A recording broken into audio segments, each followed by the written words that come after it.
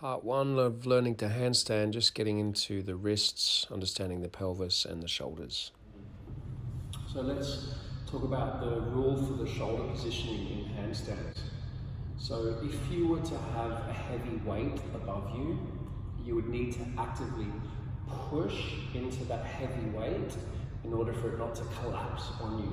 And it's the same thing when we're in a handstand. So we obviously have the hands on the floor, and if you don't actively push away from that floor, you're going to collapse into the floor. Okay, so you really want to focus on pressing and having that strong foundation through the arms. Now, something that's very important when we start going into the handstands is the position of the pelvis. So you notice from side on here, if my belly and my ribs are sticking out and my bum's sticking out, you see it's this kind of arched shape in the spine. Now, to counteract this, I need to visualize the frontal pelvic bones lifting up, okay, so the pelvis tilts up, so the tailbone can descend down, so the lower back wants to be nice and flat. Slide the shoulders down the back, lift up through the crown of the head. So visualize this nice straight spine. You also, with a block, place it between your hands, you'll start to raise the block up and just feel that the outer arms start to wrap in towards the face. You want to squeeze the block if you've got one, if not, use something else. So feel that the triceps are wrapping in towards the face. Now try to keep climbing up through the sides of the body. Lift the frontal pelvic bones up towards the lower ribs, okay? So when the frontal pelvic bones lift up towards the lower ribs, it's going to really help take out that banana shape, okay? So if you can see it from the side, this is the banana shape. So when the bum sticks out and the ribs stick out. So when we lift the frontal pelvic bones, we take out the banana shape, keep squeezing the block. And then with an exhalation, you start to lower the block down. Okay, so we want to think of tilting the pelvis up slightly, creating this hollow body shape, okay, instead of like arching and flaring the rib cage out. Now, when you're ready, you're just going to start to warm up the wrists by circling your wrists out. Then you can circle it the other way. Shake out the wrists. And then you'll make your way into a tabletop position. Just put your props to the side. Hands will be underneath the shoulders, knees underneath your hips. Now as you inhale, you can start to peel your heart forwards through your arms. You can even come slightly forwards. And as you exhale, tailbone tucks, press into the forward bone, the upper back. Again, inhale. Exhale.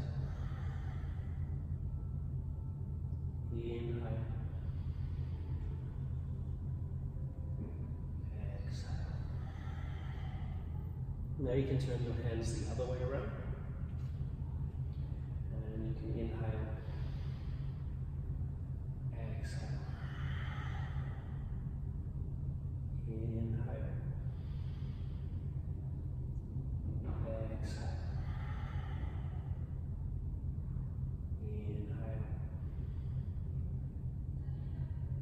Exhale. Come back to neutral. Carefully untuck the hands and just start circling around in one direction, circling just around the wrists. Circle it the other direction.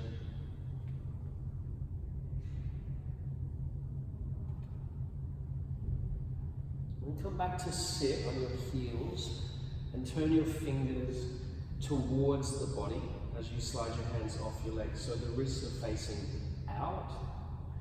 And if you can't sit back on the heels, you could stay forwards and just gradually start to come back. And if it feels quite easy, you just shuffle back a little bit more.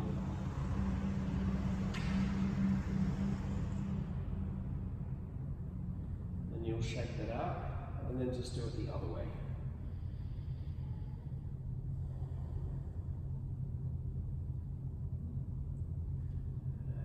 Shake it out. And for this one, I'll face this way. Bring the wrist to touch. Press the hands in the floor. Start to bend the arms out to the sides and keep pressing into the floor. Shoulders back.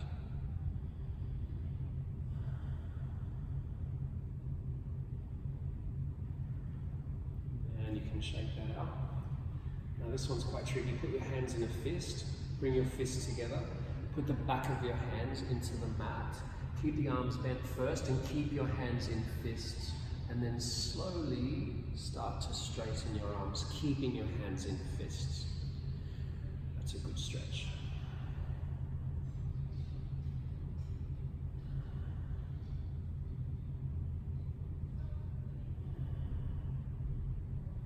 And then when you're ready, just shake it out. Make your way into downward facing dog.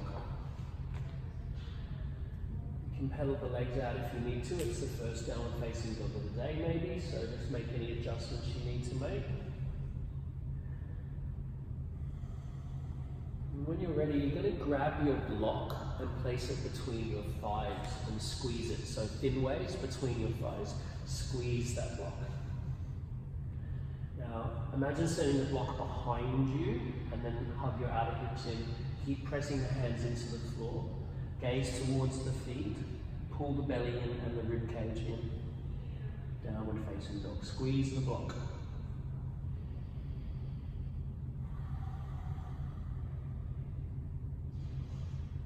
And when you're ready, you'll just slowly start to make your way into the plank pose.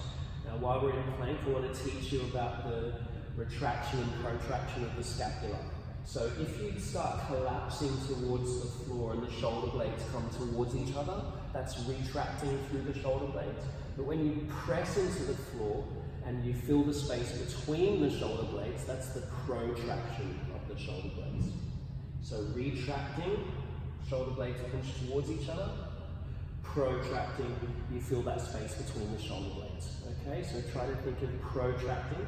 Also think of belly pulling in, ribs in, tailbone descending towards your heels, squeeze the block, activating the quadriceps. Reach the sternum forwards as the heels retract. And then downward facing dog. A couple more breaths.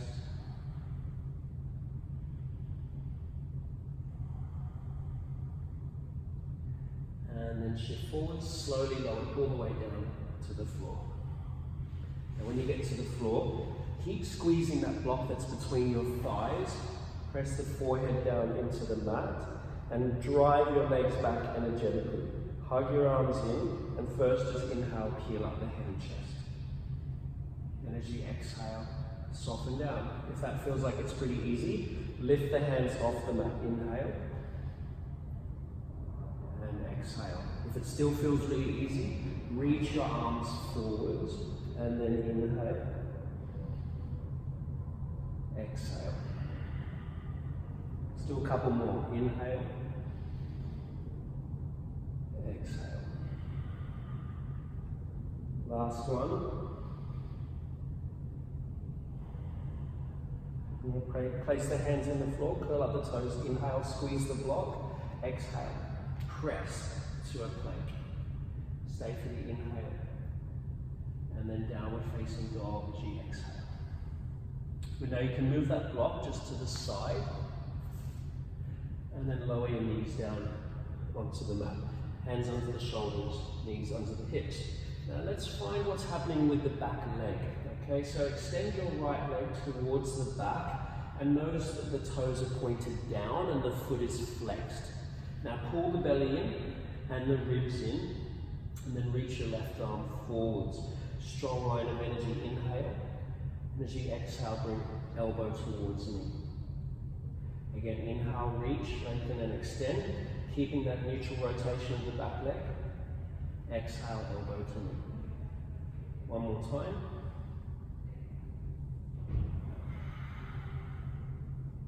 This time, inhale, reach, lengthen and extend. Then you can lower your hand and knee to the floor. Other side, set up your left leg, send it back with the toes pointed down, pull the ribs in, belly in, reach the arm forwards, inhale. And then as you exhale, elbow towards knee. Again, inhale, reach, lengthen, extend. Exhale, elbow to knee. Again, reach, lengthen, extend. Elbow to knee. This time, inhale, reach, lengthen, extend. Return your hand and knee to the floor. Good, just sit back, circle the wrists out again. Okay, so now we understand the position of the pelvis. We understand positioning of the shoulders. Okay, so we can't let the shoulders collapse. Keep pressing when you're in your handstand. Okay, now let's get ready for part 2 of the video.